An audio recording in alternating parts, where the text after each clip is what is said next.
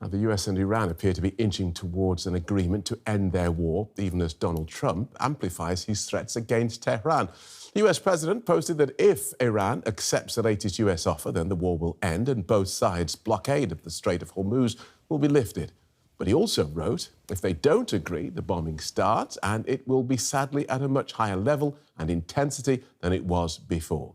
Iran's foreign ministry said the US proposal is under review and said it will send a response to mediators in Pakistan. The ministry didn't say how long that would take.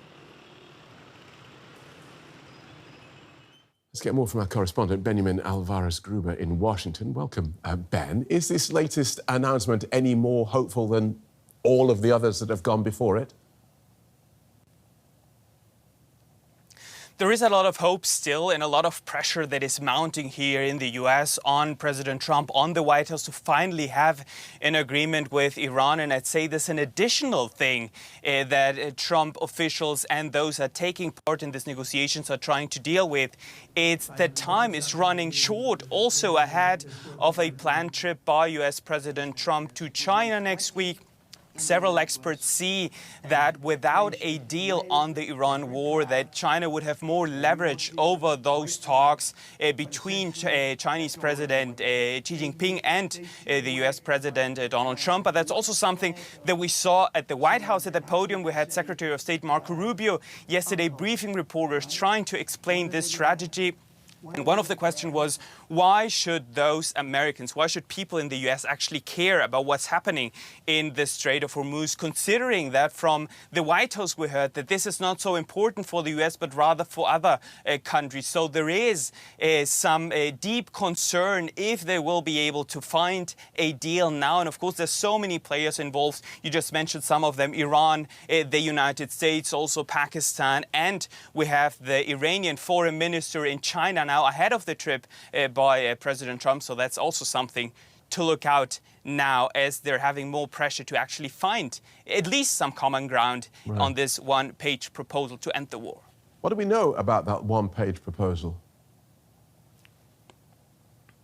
So we know it has 14 points. One part of it is, of course, the Strait of Hormuz, allowing vessels, allowing those ships who have been there for weeks trying to cross it to be able to do so. But another important point is the enrichment of the Iranian nuclear program. Some White House officials have told U.S. media that they want to have the situation that they had before, always pointing out that Iran should not be allowed to have a nuclear weapon. But the pressure is growing here back home also, as there are reports that the damage to U.S. military facilities is bigger than what has been reported by the Pentagon. OK, so is the next move for everyone to hope nobody bombs anybody and Iran comes back and says yes? What's the sequence of events?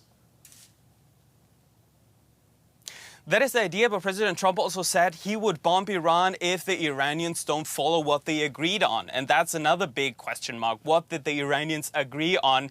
As they're still, as you mentioned there, Phil, before our talk, it's still under review by the Iranian foreign minister.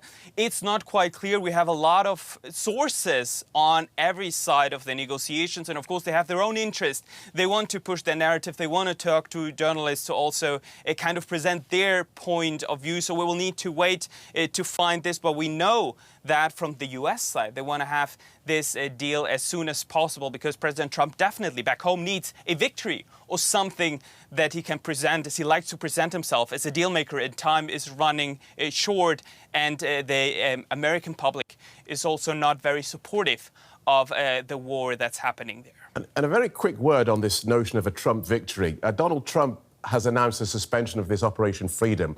That was the US Navy accompanying merchant vessels through the Strait of Hormuz. It was barely 2 days old. To anyone other than this president, this might look like a climb down or even a defeat. What's he saying about it?